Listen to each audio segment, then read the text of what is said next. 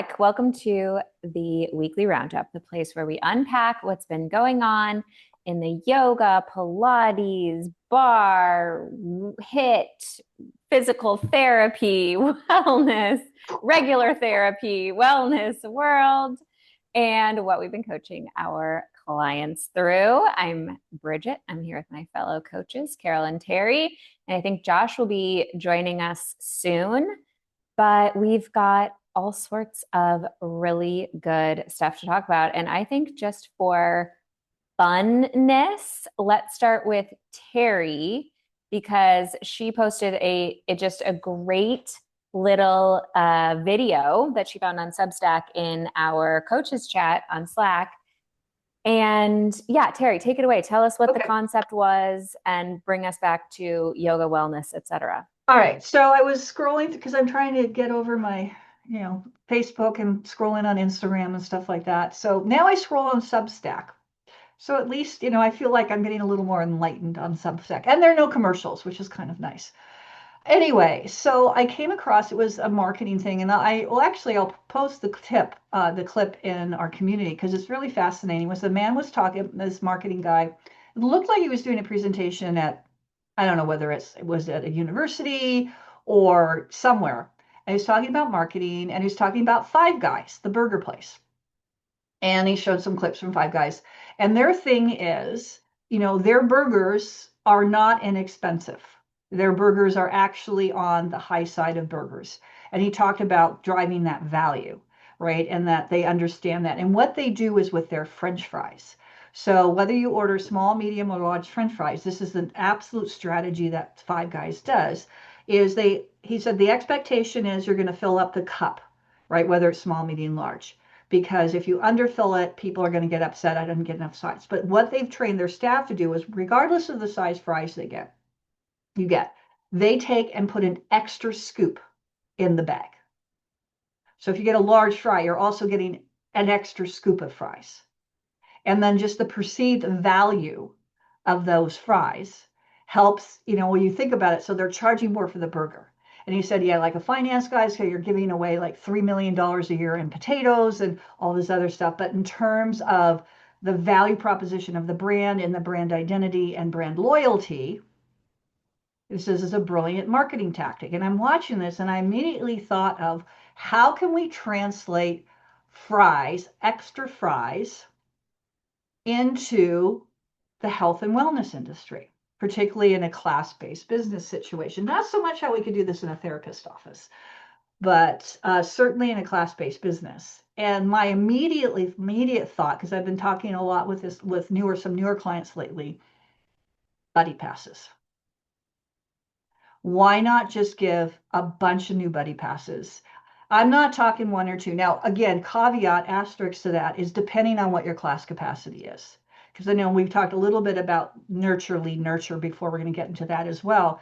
But if you're running at like less than 30-40% capacity in your classes, which means you have a lot of space in your studio, why not just give buddy pass, particularly to new people? Because when you think about it, when you're doing something new, whether it's, I don't know about you guys, but certainly for me, that, first flush of love or romance or doing something new and you're really pumped about it and you've tried it and you are shouting it from the rooftops to everybody. Well, maybe you guys aren't, but that's me, right? It's like, I'm like so into it that I'm talking to everybody about the thing. And that typically we find with new clients at a studio is they're more apt to be talking about how excited they are about this new thing they're trying to all their friends and stuff, because if it's having an impact on them. So why not give a bunch of buddy passes to new people if you have the space? Why not? It's because the thing is, if they don't use them, all you're out is the cost of the paper to print the buddy pass. Now, the other caveat is depending on the system you have and how easy it is for people to do buddy pass, but even regardless of that, the other option too I thought about is I have some clients that have like red light therapy and info and saunas and things like that. So is there some other service that you're offering that isn't labor intensive that you could throw in there again to get some more leads, also just some more excitement? So fries is buddy passes. Bridget. That was my big epiphany when I saw that. So that's my thought on it. I don't know what you guys think. Bridget. I loved that post. Of course, I immediately also started thinking of like, what are the fries? I have some ideas of my own, but I also had some clarifying questions for you, Terry, about the guest passes or for anyone else. Do we, like, when we're talking about throwing in fries, is this like your intro offer, like throw it into your intro? So just like the 3 weeks or the 4 weeks or the month or the 2 weeks or whatever, that's when you throw the fries in. Yeah. Okay, I like that. And then okay, so then that kind of answers my second question because the thing that comes to mind for me, which is, I mean, I'm inclined to give all of my members free guest passes forever if they're new New people client. to the Yeah, that's the studio. caveat. Yeah. Yes. New Which clients. is hard to do even in a software like Walla that is the best for guest passes. You can't, to my knowledge, you can't like say only for new Yes, you people can. or whatever. Oh, you Yes. can. Yeah, Oh, that must be yeah, that's relatively new. Okay, that is, cool. I think as of last, yes, you can in Walla specifically. That Oh was my a God, I big, love that. yeah, that was a big feature upgrade people asked for. So yes, in Walla and I some of should the read the other ones. newsletters Yeah. more Okay, often. you can read, yeah. Pro tip, whatever software you're on, when they send you the When you updates, said, yeah, when just Walla or totally read Moments or them. MindBody or Arquetta or any of them out there send updates, pro tip, Yeah, it helps if you read them so carefully. smart. Yeah. Oh, I was just also thinking, I think of course during the intro, this is a great time to throw in extra buddy passes. And again, yeah, you're right, Terry. It doesn't cost you anything. They're excited. Also, if you were doing, I was thinking if you did like a member appreciation month, like member November or whatever, like maybe then every member, because they're also very loyal clients and maybe you give them all 10 or 15, like you just flood it. Like everyone has this whole month of like, it's a very specific and short period of time, but like the give the fries to your members as well, sort of was just what I was thinking. Something like that.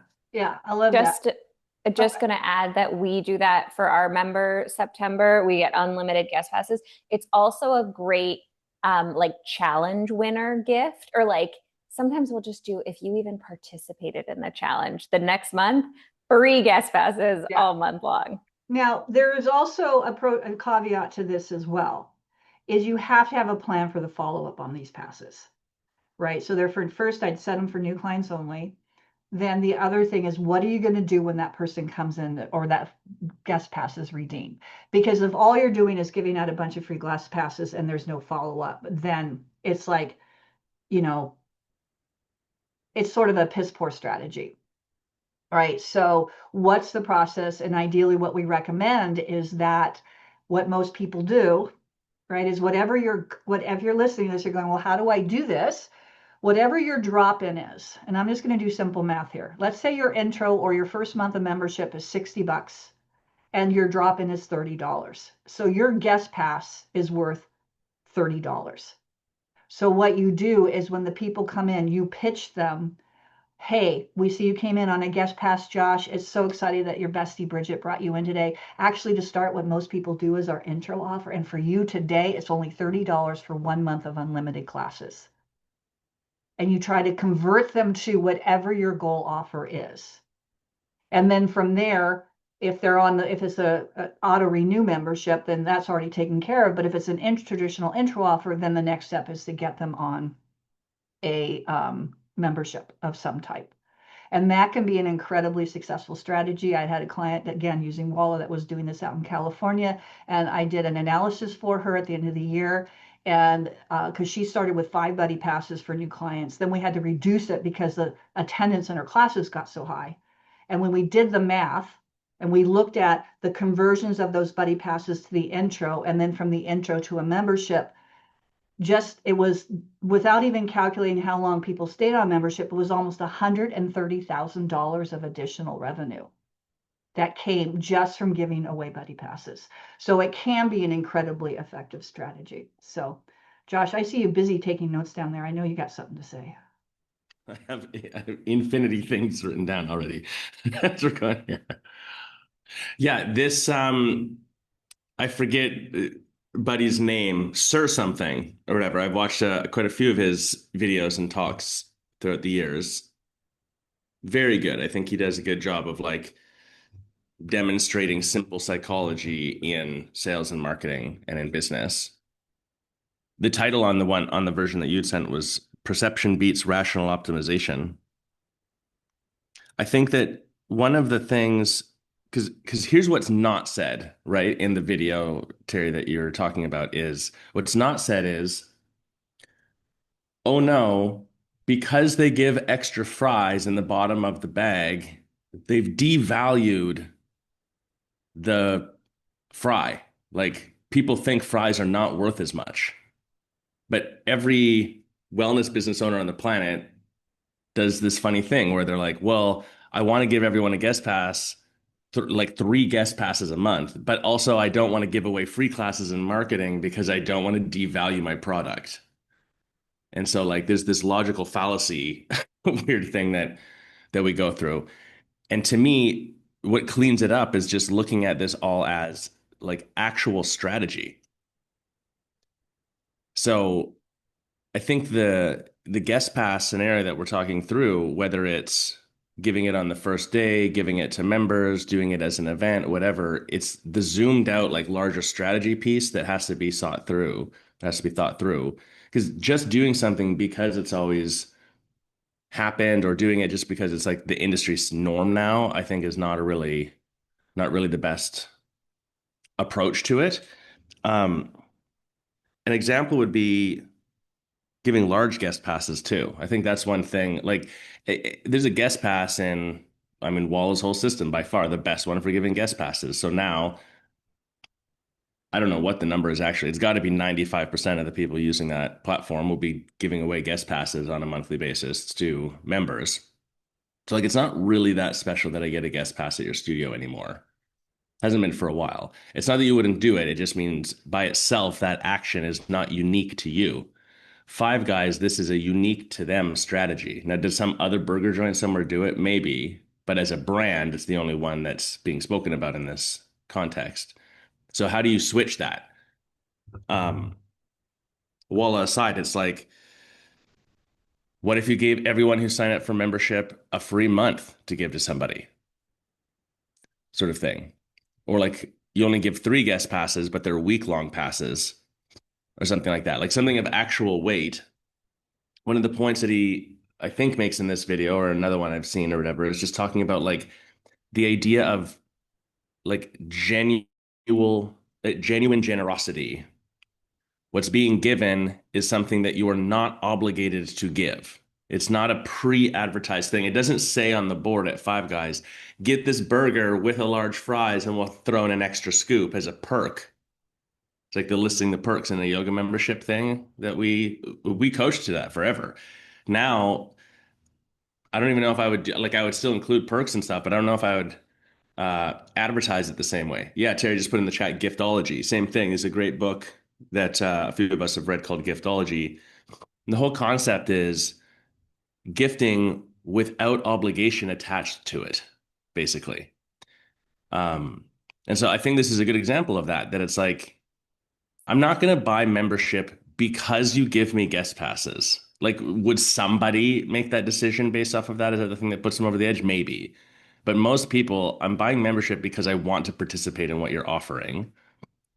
And that's just a perk being like, it's just a bonus extra thing. And so I would just throw into the mix here too, that like making that perk unique, making it feel like genuinely beneficial and like totally something you're not obligated to give. You're controlling the narrative around it. I think that changes the big thing because this strategy, the delivery specifically, it's about changing the feeling of getting the extra fries.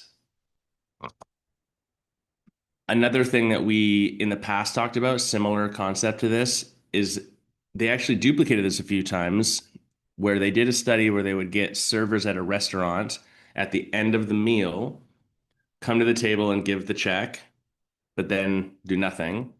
Then they would have them give the check and they would put 1 mint per person at the table. Exactly. So it was like clearly everyone got a mint. Then they had the servers also just put a handful of mints, like everyone got a random number of mints, but it was more mints than was necessary for the table. But then the craziest one was they would have the server come up, put the mints on the table, walk away from the table, and then turn back around after half a second, reach into their pocket and put it and be like, oh, here's some more mints for you guys, and put a bigger handful of mints. And then the judgment was how much tip as percentage that they ended up getting. And the servers that would leave the table and come back and be like, oh, for you, Terry, like here's a handful of mints. People didn't take all the mints. But that prompted a higher average tip value, like a 20% jump on average across the board, and got zero scenarios of no tips and whatever, whatever. And so, like, the product, the mint, the action, giving mints at the end of the meal, none of that changes, but the delivery strategy changes. So the feeling changes associated with it. I hope this makes sense, but I'm just thinking, like, as we're talking about guest passes and what can you do in your business, that's the like zoomed out strategy part that I would be looking at is how do we make the weight of this feel important? Because then it does what we intend it to do. Just giving me 5 guest passes a month, like, cool, but like, I don't know about you guys. Maybe I'm just not that awesome. Like, I don't have 5 friends I can bring to yoga every month. So, Yes, the intention. You made me think, Josh, of something I wish I'd saved this one. Is I was watched an interview of a very successful restaurateur, and he had a great strategy. So what they would do is if it was someone's, would they be welcomed in? Talk about a first visit flow. Oh, is this your first time? Welcome. Then the server would take them over the table, and if they were there for the first time, they got a red cocktail napkin. The host or hostess would put a red cocktail napkin down on the table. That way, the server knew immediately that this was the first time they were at the restaurant. it's Don Schaefer from Bar Rescue talks about this. Okay, so Yeah, then it's one of the people, yeah. and so then so again, it's like everybody knows these people are the first time there. And even if the one person, let's say you have a party of 5 and there's only one person, it's just one. Then at the end, anybody has a red cocktail napkin, they come back and they give them I think it's like they give them some type of discount off of the next like 2 for 1 or something like that to get them to come back a second time. And so then when they come back, oh, they get a free dessert or something, and then they get them to come back. And they have this whole strategy. There's like 3 or even 4 things, because it says, again, it really takes 3 to make someone, I think he said it's like 4 to 5 times for someone to come back to become a regular. And so this is a very well documented strategy, which is kind of goes into our first visit flow, is how do we, to your point, Josh, what made me think about coming back to your point is how do we make it special? What are we doing to make that first time person feel super special? Yeah, the study that you're talking about, or I don't know if it's a study, but I've read it in a few books now too. So at first I thought it just originated from him, but I think that actually this is a like well-tested data set. But Terry, what you're bringing up in a roundabout way too is how important it is in your strategy to know your numbers. Like that all comes out of the fact that they know if you come 3 times to the same restaurant and have tried a variation of food, then you become like you're like 80% likely to become a lifetime customer, which means you'll patron the restaurant at least once a year or twice a year and tell other people. So their whole strategy isn't make money off you on your first meal. It's like break even, make a little bit of money, but get you there 3 times. And the compounding effect of that. Man, is that ever brilliant when we look at, your average class-based boutique fitness wellness business too, where one of the data points that MindBody tangent rant for a second, fucking MindBody like has all the data on the planet circa 2010. And when I mean all, I mean literally all of it. If you're in boutique fitness wellness, they own all the data. And then they would hire an external company to do a survey to figure out what was going on in the market. We were like, are you kidding? Like, it doesn't make any sense. I digress. One of the numbers that they pulled out of the mind body system, I know for sure, actually pulled out of the system, so not a survey, was in class-based businesses like a yoga studio on a 1 month intro, how many times on average does someone practice for them to like for there to be a spike in their retention onto membership afterwards? And it was 13 times. If you got someone to come to your yoga studio, for example, 13 times, the likelihood of them continuing and doing membership and keeping going like doubled immediately. It was like it keeps creeping up a little bit, and right there it just goes from like 40% max to just like boom, 70. And so there was a moment, people forget this because also industries are a bit incestuous. People do things because other people are doing things, not because they know the strategy behind it. Remember challenge passes, or like if you come X times, then you get Y discount. That's still a thing, right? Or they like give way old school. We would give a card. I was at a studio. We did this 2008. You would give this like punch card on the intros back then weren't even a month. They were like a 1 week was the big thing. It was like if you come 5 times, you get a punch every time, and then that equaled something. I've been talking for a while, like I think we should bring that back. The idea of like reframing an intro as a challenge. But that's well, go watch the webinar we did on first offers about a month ago or whatever. That has all the data on there. Yeah, 10 days for $10. But the idea is just like that data led to a strategy that was smart because it logically also makes sense. If I come and practice at Bridget's studio, like I might not keep going, but if I can, like, why would I not? I would also point out, just to be thorough on the point, if I go to Honey Yoga, Bridget's studio, and then I practice 13 times in this case, or restaurant situation, I come 3 times. Then if I try not to purchase or not to come back, think about the context change in the conversation. Like the salesy part that we're trying to avoid often because we want a human connection piece. If I come 13 times, it's very likely I've seen Carol, and for Carol to look me straight in the face and be like, dude, you come like 13 times.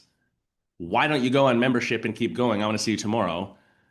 And I'm not going to feel like that's abrupt. I have a relationship. I've been there 13 times. I'm like, yeah, I have. I don't know if I'm going to come enough. You can literally say to me, like, I'm not sure that makes any sense. You've made it 13 times this month. Like, what are you talking about? What's really going on here? How do we get you to keep coming, be part of the community? So, like, everything starts to benefit, but it's knowing that data point, I guess, would be the point. Don't quote me on the 13 times today, 2026. We don't have recent data on that number specifically across the industry because no one's putting it out there. Winking at you, Walla. Start putting some industry data out. There's your opportunity. I just have to tell you guys this about myself, that there is an Italian restaurant in South Park in San Diego, and I have been going there for over a decade, and I often dine alone. I love going out to eat alone. So I would go to eat at this place alone, and I would get my little pasta, my little wine, and all the servers there are actual Italian men from Italy, and they're all adorable and, super hot to the 22-year-old I was at the time. 20, it was like all through my 20s. And I always got a free dessert at the end of my meal. And I thought I was getting them because they all had a crush on me. Like I thought, oh my God, those Italian men, they are always flirting with me every time I go there. I get a free dessert, and when it would be different ones every time, and I'd be like, oh my God, like this is crazy. And so then eventually I marry Greg. I bring him back to San Diego, and I'm like, oh, the only bummer is I know I'm not going to get a free dessert because you're with me now. And, I always got free dessert here because I was like a single woman and they thought I was cute, whatever. Sure enough, we all got free dessert. And then I started asking other people. Turns out everyone's getting free dessert at the place.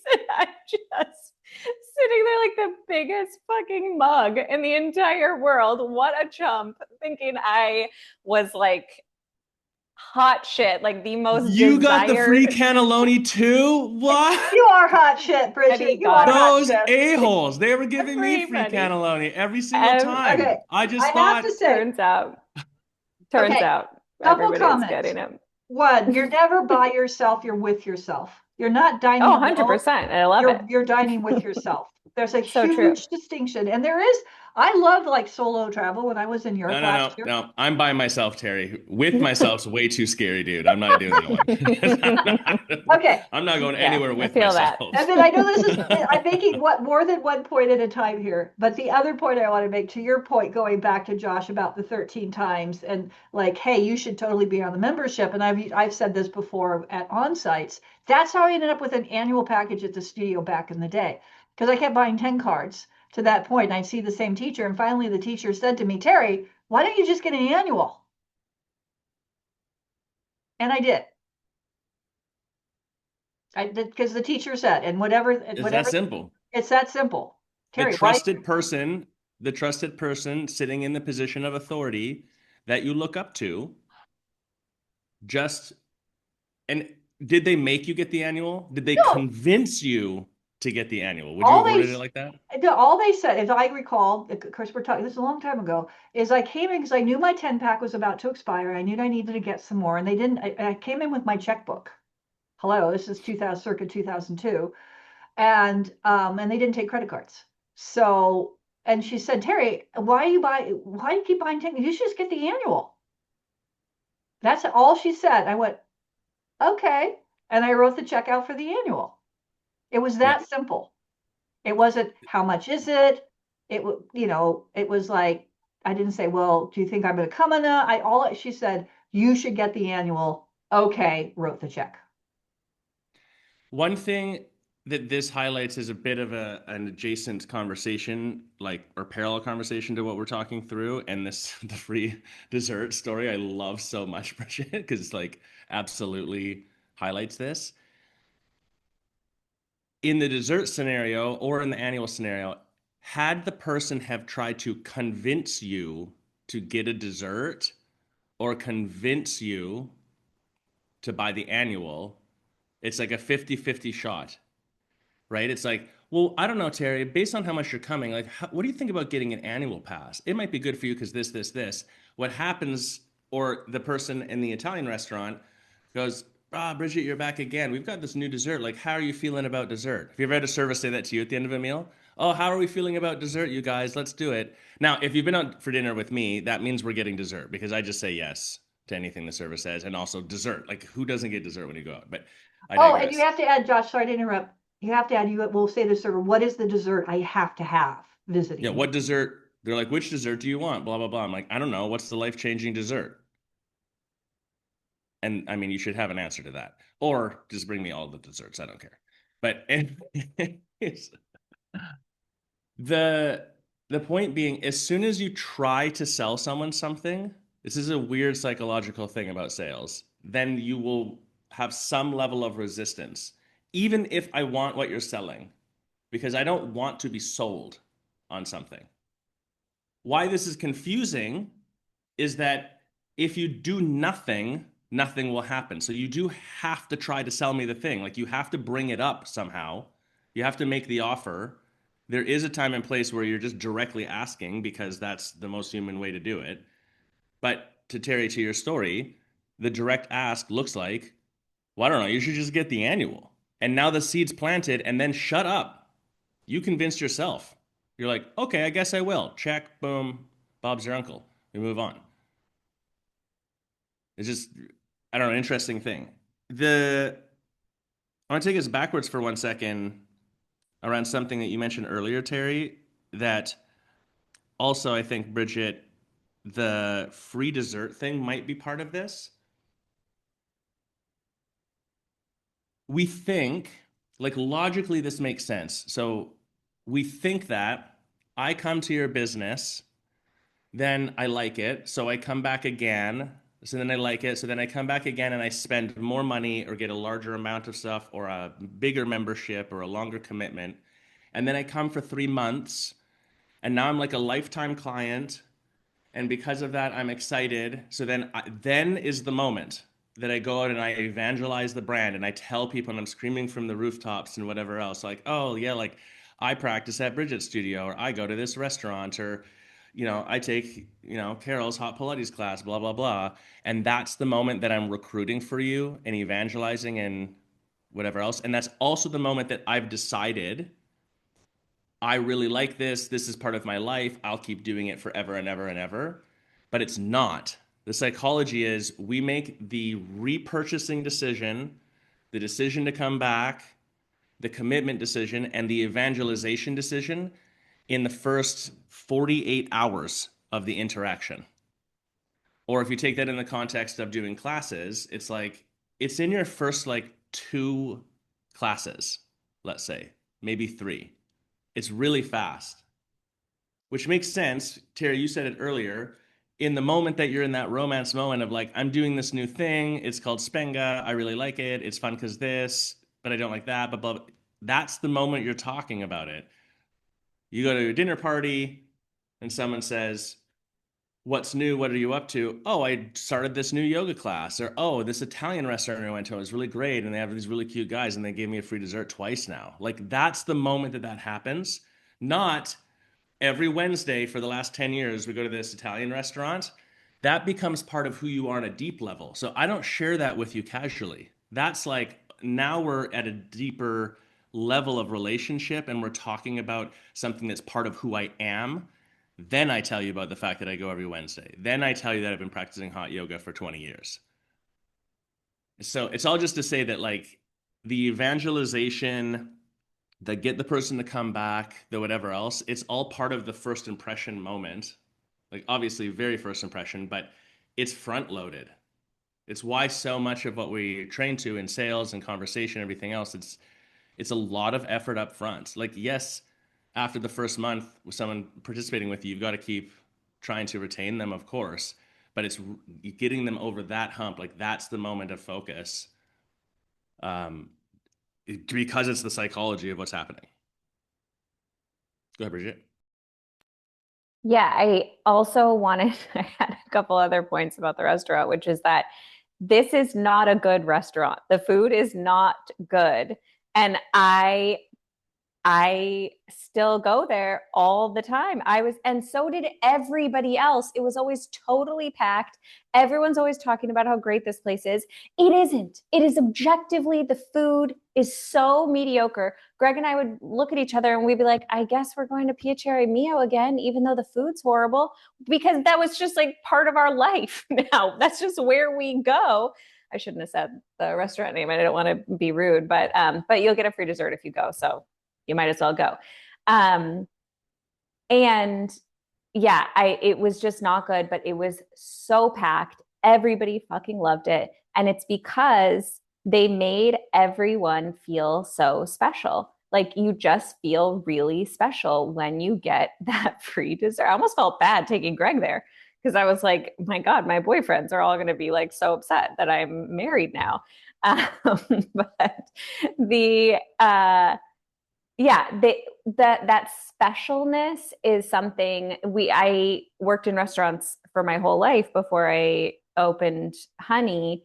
And that was something that my parents trained us on a lot too, is just you can overcome a lot of mistakes otherwise in the business. You can overcome a newer teacher teaching like a medium plus class. You can overcome, oh shit, there was no toilet paper in the bathroom. You can overcome like little mistakes here and there with like everyone on staff making you feel so fucking special that you are there. And I just think it's I talk about this all the time on this very program, but it's such low hanging fruit and it's so crucial. I love that you're pointing this out and like, I mean, the food's I'm sure not terrible because if food's actually bad, we don't go back. But it's a good example of how we really think that the quote best product wins. But true-ish. Like ultimately, you have to have a product to back up what's happening. And if you want longevity, your product has to be excellent. But what the product is gets confusing. Restaurants are a great example of this. One of the things I love very much about Mexico is that food here is fucking amazing. Like really good food. And also really cheap bad food, like anywhere. But if you go looking, you can find incredible food at an impossible price. Like your brain can't put it together. If you're in central Mexico and you go get corundas or whatever, and you're like, this is the best thing I've ever eaten in my life, and it cost 4 cents. Like, how can you get the ingredients for this and have abuelita make it for 6 hours a day? Like it doesn't make sense. And you can go to a Michelin star restaurant. I took Mara to one when we were in Mexico City last year. We'd been going there before and then just recently got its Michelin star finally, and not spend $4,000 like to get a brunch or whatever. And so like all this stuff is incredible, but while we're in Mexico City and there's a Michelin star restaurant, then the day before and the day afterwards, that's the best food in the area that we were in. You don't go back there though. You go get a cheap street taco. And so the best product, you have to reframe what product is, doesn't always win. The one that's communicated and what it is, like the expectations are correct and exciting. And then the one that has a general feeling associated with it, a perceived value, hence the video from the beginning. It's the perception that beats rational optimization, he says. It's the feeling part of going to the Italian restaurant and I like the service there and they make me feel seen and great. And then I get this free dessert afterwards. And like, how great's the food? Like, yeah, it's fine. And I'm still going to go there on Tuesday. Like, that wins out. That's a strategy and a smart one because some things are really subjective. Do you think you have the best yoga class on the planet? Like, you might think so, but the best yoga class on the planet or in your town, even today, for everybody in the town who's coming here with all of their personal whatever, no chance. It's too variable. Well, and for every person who loves a yoga class, there's going to be someone who doesn't love it. So it's that whole Right. perception. That's particularly in a product like this, like a class. The perception is it's the person. It's the person. Carol, I've been thinking, does your studio still do the first visit thing that I think is really cool? Do you know what I'm talking about? The cones or something? Oh, Because I think this is a great idea. yeah, That you're we reserve, we put, yeah, when we see first timers on our class list, we go put down reserve spots in the room. And it's like, this is where, I reserved a spot for you over here. We used to have little markers, but it's like, I know some studios actually took that idea and will write down the person's name to be like, welcome. We do have a welcome sign that's like, welcome, Terry, to your first class. Like they get a sign, they get a reserved spot in the room, and that is optional. They don't have to take it. But the idea for that is that as a teacher, I know generally where my beginners are. Like they're not like scattered about the room. And then because it's a hot studio, it's not the cool section, but it's definitely not the hottest section either. So we don't want to, we want to give them the best experience. So that was the thought behind doing something like that. Yeah, I love that idea. I have a client that they have red yoga mats for new clients. Even if they bring their own yoga mat, they get a red yoga mat. And same thing. It's like so that the instructor can just look around the room and know, okay, these are my brand new people, right?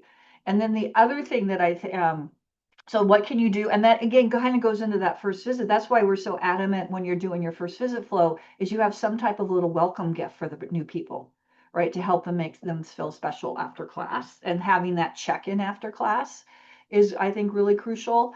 And I talked about this before, and I think this is a good place to bring it up again, is when you're looking at the first visit flow at the desk, and you're looking at to getting that point of not just the very first visit, but what are you doing to nurture those new people in their first whatever period of time, whether it's a couple of weeks or whatever, is one of the things that we've added into that as part of that is, let's say it's Carol's it's not Carol's first time in the studio, right? So we know she's the first time, depending on the system, because there's some type of denotation that Carol's first time. But then you train your staff. I was like, Carol's, well, we know she's newer. We look to see, oh, this is her third visit, but this is her first time taking Josh's class.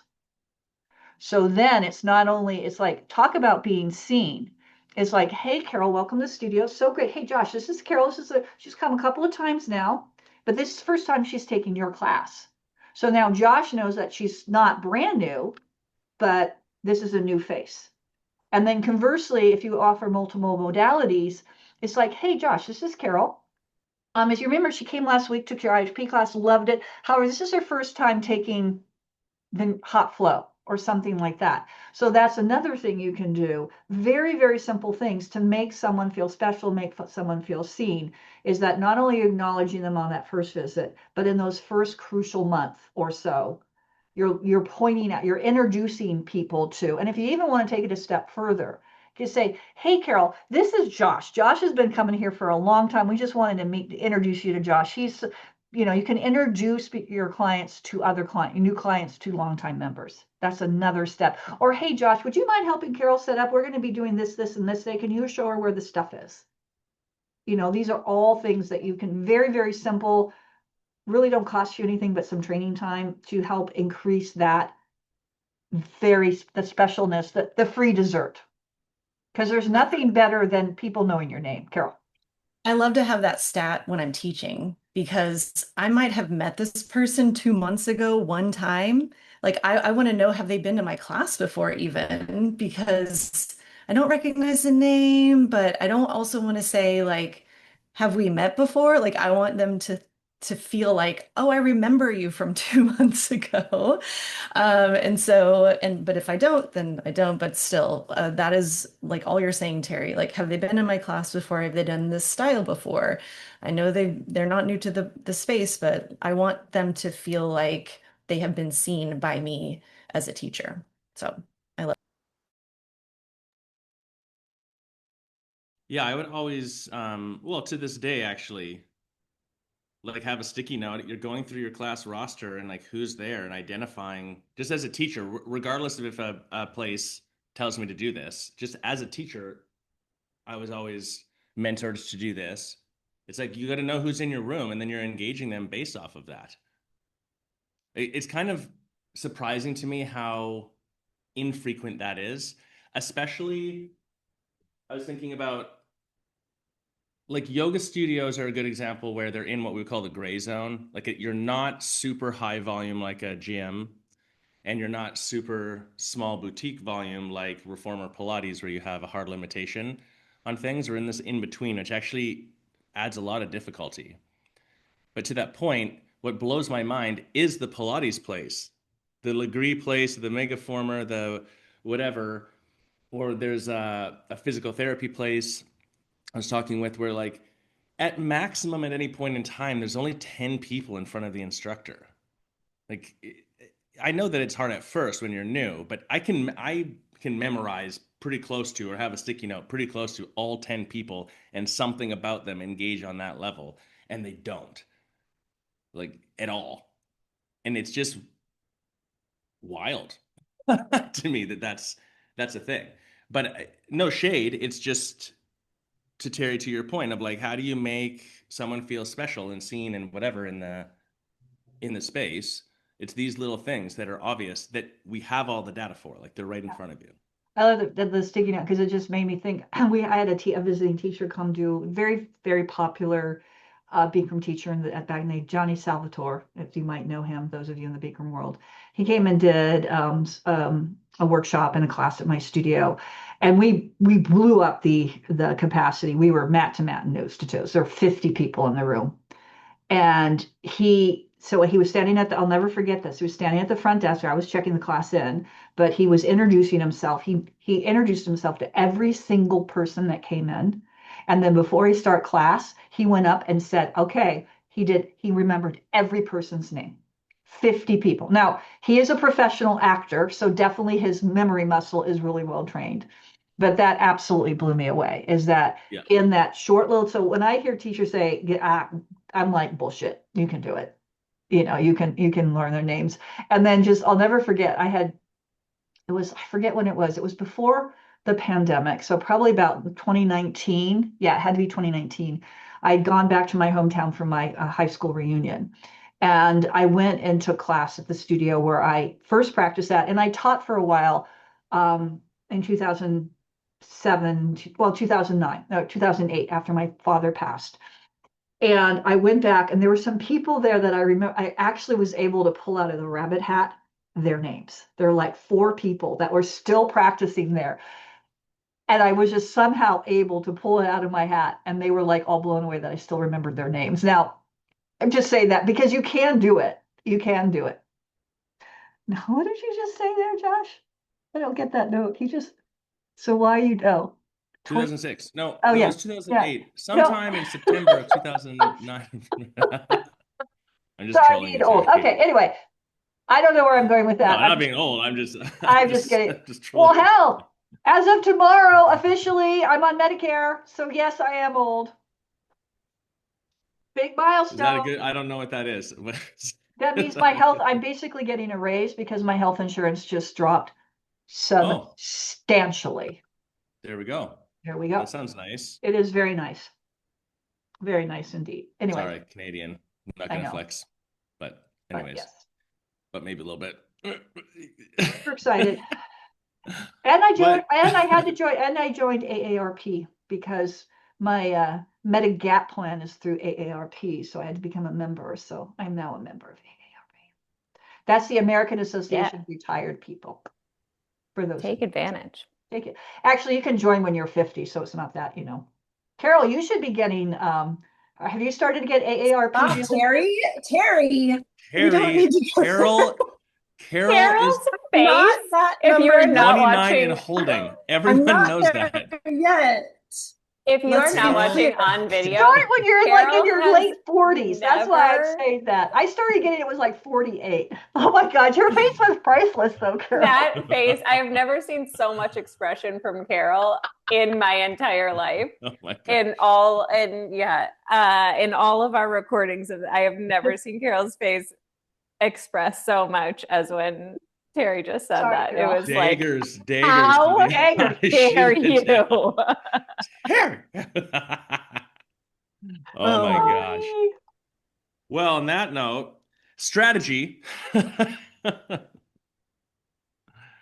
One one thing I wasn't on before we guys were chatting about that this all like prompts for me is I was reading really I can't remember when this happened. I think it's relatively recent, but a lot of what we're talking around is same product, like same market, same everything's the same, but you change the strategy on top of it. And this is where like testing and understanding business strategy does count for something.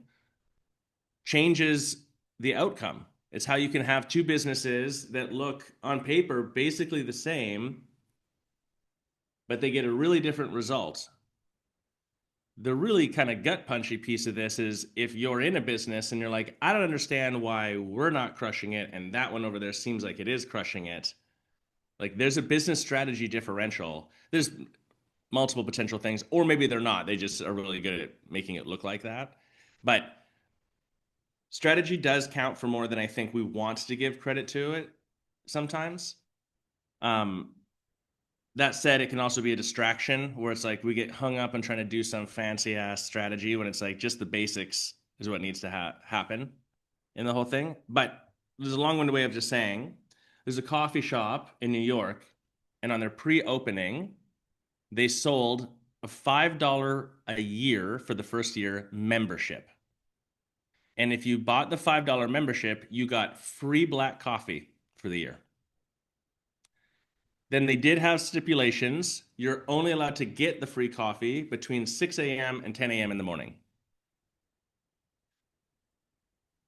There was a lineup out the door of this place. They sold like $150,000 in $5 membership. So I don't know what that number is, like a lot.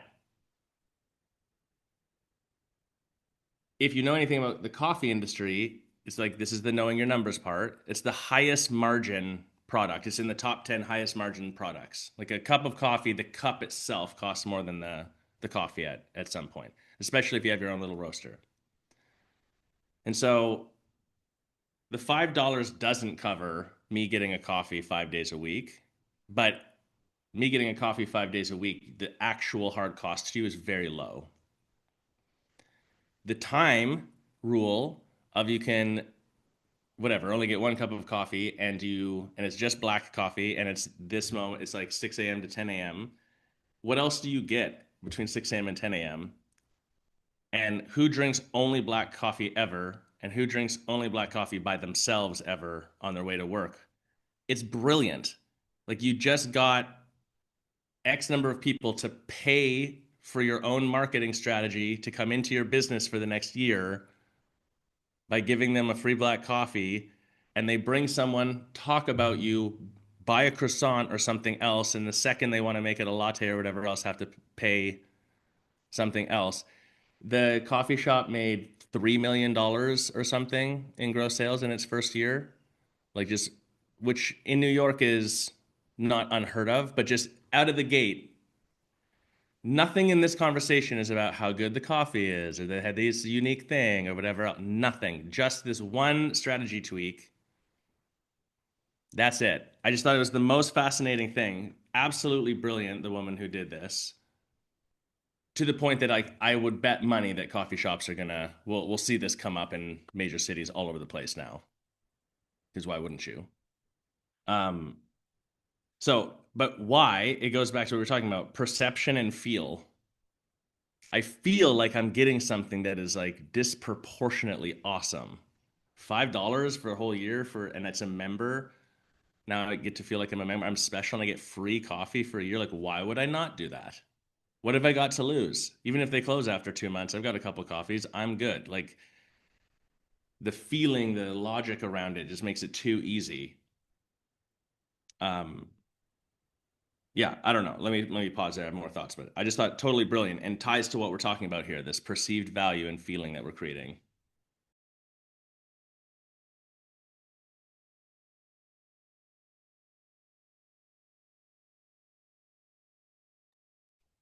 Well, how do we translate this into 30,000 memberships? Oh, Terry did the math. I did the $5, math. 150,000. Yeah.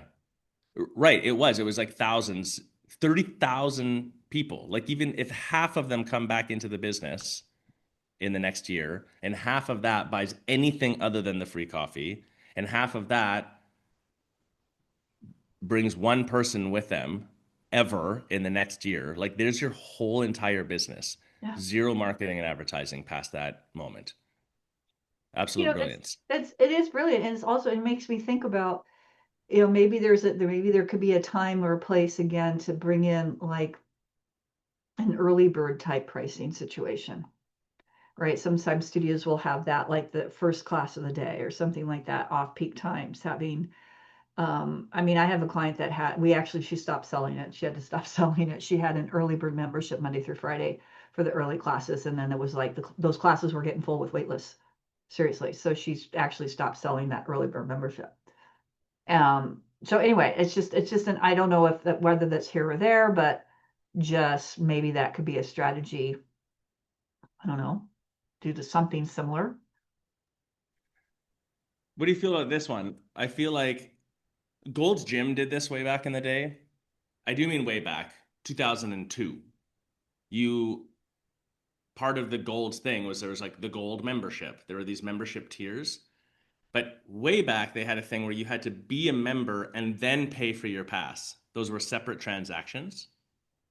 Conscious Counsel with Corey, that's what they've done with their business. You can just pay for their stuff, or you can pay their membership and be on Conscious Counsel Plus or whatever they're calling it. And it gives you discounts and like priority treatment or whatever else. And it is smart because what they have the issue of, what it was solving for them, I'm theorizing here, but just knowing those guys and watching it or whatever, is after you have so many clients and then you need to be able to maintain service with an existing client.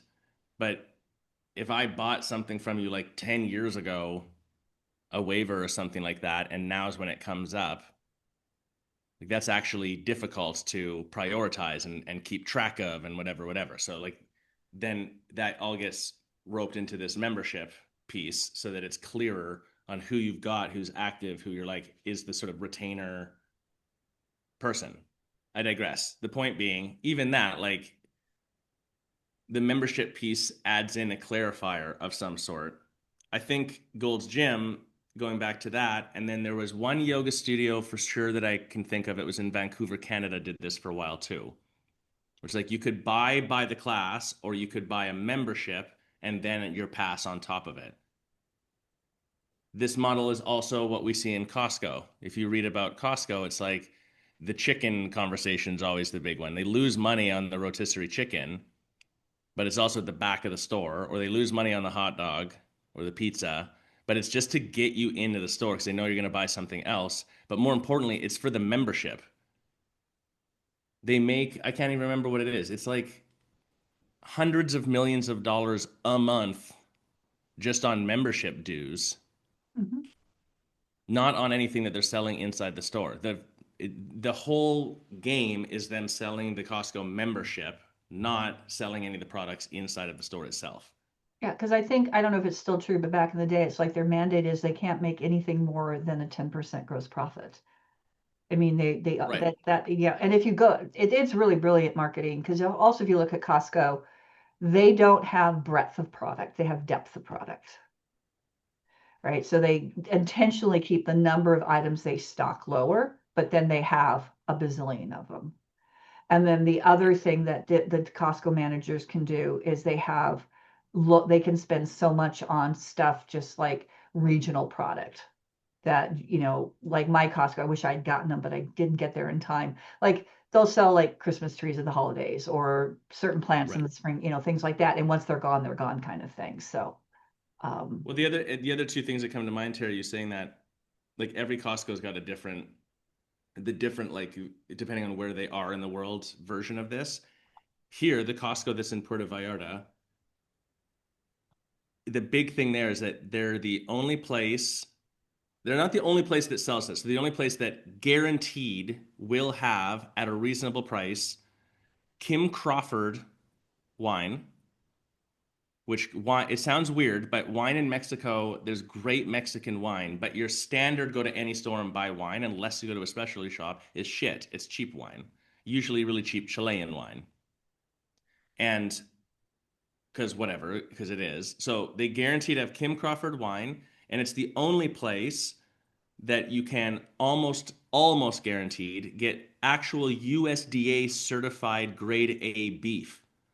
And you can mm, go buy like a whole ribeye. And so, and because it's that certification of it, it's actual fatty meat, it's actual, like it's really quite good, high quality, versus the local butcher from the local whatever. We live around here in a jungle and it's dry during this season or whatever. Like all animals are lean. So cuts that you would want to get if you're into meat, like you can't get them or they're not good. A ribeye here is like not doesn't taste very good comparatively because the animal itself is a different animal.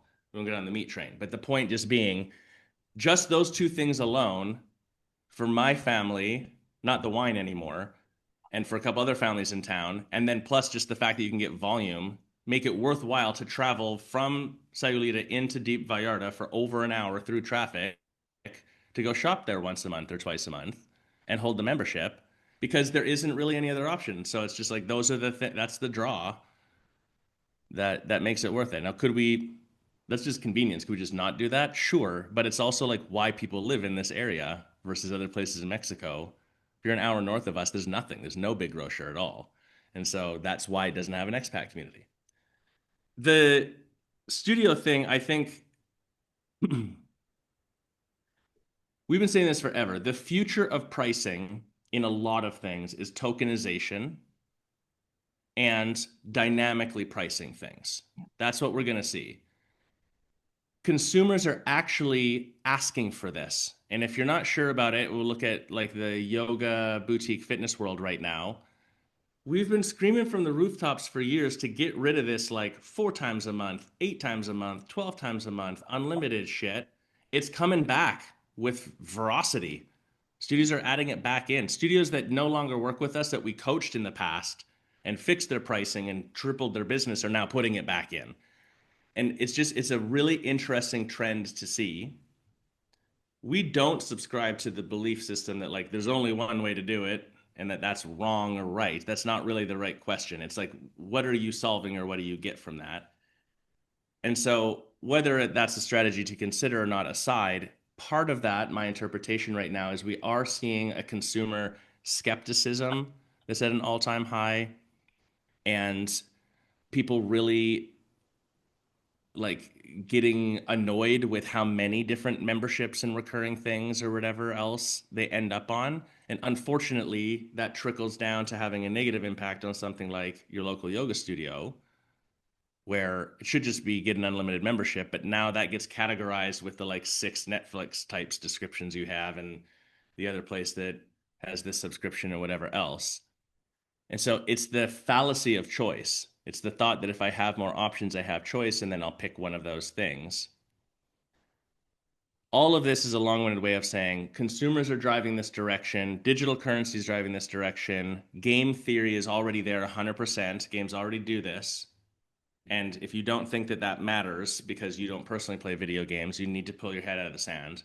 It's like everyone plays video games. And I don't mean like plays casually on a Wednesday. People that you're good friends with that you don't even think have a PS5 are spending 10 hours a week. Like it's like a way bigger deal than you think. All of this leads to things like Walla has, you can actually technically do this in MindBody, it's just a bit janky, like the credit system. Because the other thing, your morning membership, I think you were just mentioning too, right? It's like, well, if you got a class that's only 50% full, you have capacity. Supply and demand would say that the price of that should go down. Now, lowering price doesn't usually make sense.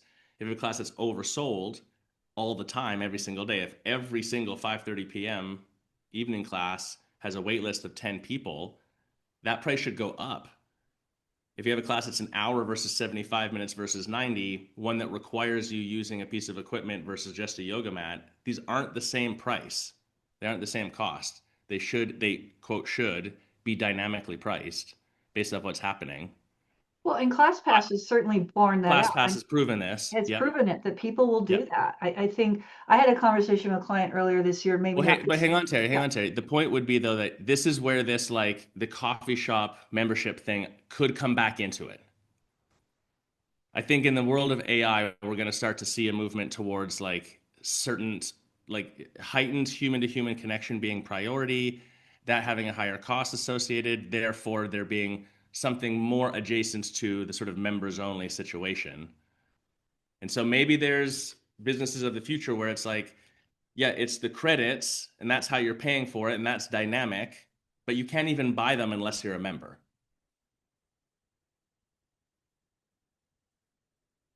Go ahead.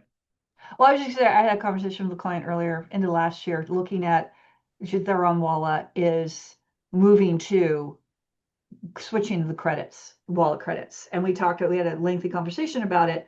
And I said, well, I mean, and they're at the point where I think would really make sense to do it, but the strategy of how to, of unrolling and of implementing that. And she asked me about anybody that I knew. I said, well, here's the thing. I think, and you guys can back me up on this or not, is I feel if you are going to move to a credit system, it has to be an all or nothing. Because I've had a client in the past who did a little bit of both. If you wanted credit, it was like you could buy a package or buy a credit package. So I think if you're going to move to something like credits, like a ClassPass or something like that, it's got to be everything, all or nothing. It's like you're working on a credit system. You no longer have like a 10-pack or a 5-pack or even an unlimited. And unlimited would be the only one that only would one, make but that sense. would be at like such a high value for those people that want to come twice a day or attend those classes. But yeah, I think I do feel, Josh, that we are coming to that point because it's shown that, as you said, in the larger world, that maybe the credit is the way to go of the future. I don't know. Bridget, would you consider, because you still have your studio and you're on Walla, would you ever consider going to credits? And Carol, if you were to open a studio, what do you think about it?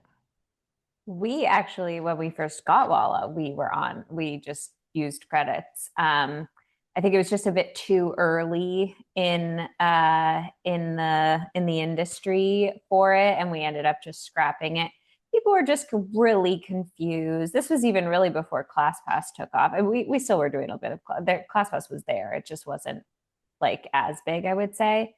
Oh, the other this is a total tangent, but when Josh was saying like, oh, and then you see the other studio over there, the other business full, and it's a strategy show. And then I was thinking in my head, like, or they're on ClassPass, which is like the other reason why you see a studio totally packed when yours is like, why are they doing so much? Whatever. Anyway, yes, it was just a bit too early. I think people were just super confused. This could totally be like my particular area, my demographic. Like San Diegans, they're very chill. They're not like up on the latest trends, really. Like they're pretty just like, it's not the innovation center of the world, I would say.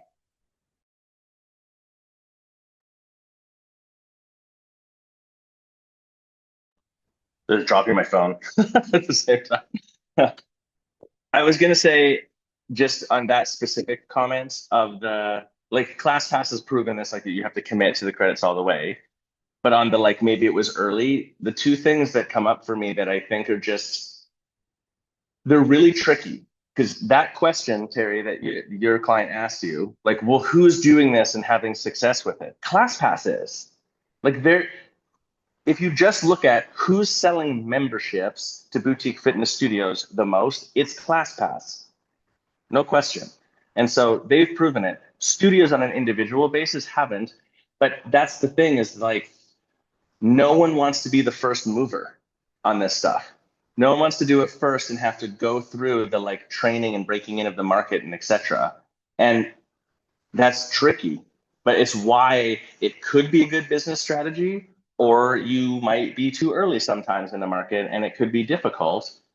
And there's a lot of like little details inside of that. So sometimes I think just also remind yourself that just because no one's doing it or hasn't done it or it's not normal doesn't mean that it couldn't work. It might just mean that the effort required for you to really get it rolling is different, is higher than normal because it's not normalized. But that in itself might be the competitive advantage of things. The other part about this that I would highlight is, and you guys can corroborate this too, like, I don't know, it was really not that long ago. Like maybe this is just post-COVID even, that it's been normalized, but in 2019, when we had quite a big peak in boutique fitness and wellness, the idea of having a recurring class card, like a 5-pack that re-ups when you run out, was wild. People thought I was fucking crazy to suggest this. And studios did exactly, Bridget, what you went through. A couple, first off, they're like, well, who's got it that it's working? And we're like, well, not many, because it's like no one's running this yet, but here are a couple examples.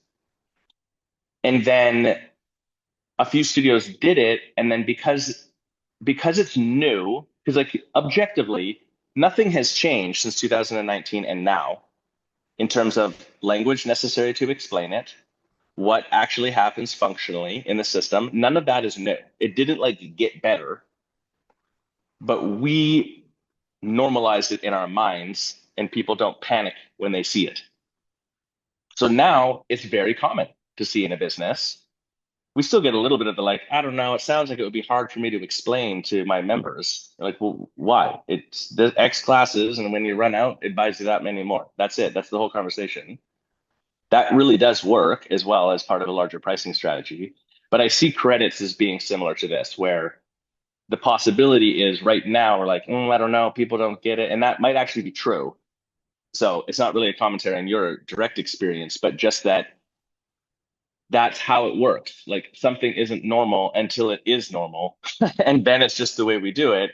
And then in hindsight, you forget what it was like. We forget that intro passes were like this. The original intro was buy your first class, get your second class for free in the yoga world. Then the first intro pass was like, yeah, 10 for $10 or 1 week or whatever else. When people started doing the 1 month intro, owners started saying things like, oh, it's totally devaluing the yoga. The whole industry is going to collapse because we're selling it too cheap. People are just going to intro hop from one thing to the other and never ever buy memberships and what like, and it took a few years for everyone to adopt it. And then that became the gold standard that it still is today as well. It just, things do just normalize. So I guess I just say all of this, that just that is the cycle that we see. That's why I think it doesn't mean that you should be an early adopter to something necessarily. You should be doing something in your business because it benefits you and your business.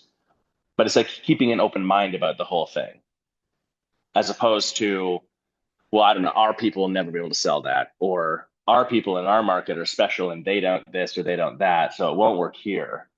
Like, all the people who say stuff like that said something about insert blank for 5 years ago, 10 years ago, are now doing the exact thing. And like, it's just totally normal. So it's just an awareness piece, I think, that is, as a business owner, that flexibility and strategy shift to keep in the back of your mind, I suppose. Yeah, switching to the credit system could be the 2-hour marathon, which nobody said we could break, and it was broken twice at the same race this last week. And the woman finisher was 2 hours and 13 minutes. So maybe you're going to be the 2-hour marathoner. Well, I think, Bridget, is it a wrap? Is it a wrap? Okay. I think it's a wrap. That's a wrap, I think, on this week's Weekly Roundup. Tune in every Friday and make sure you subscribe to the show on Spotify, iTunes, YouTube, or wherever you're listening from. See you next week. Bye.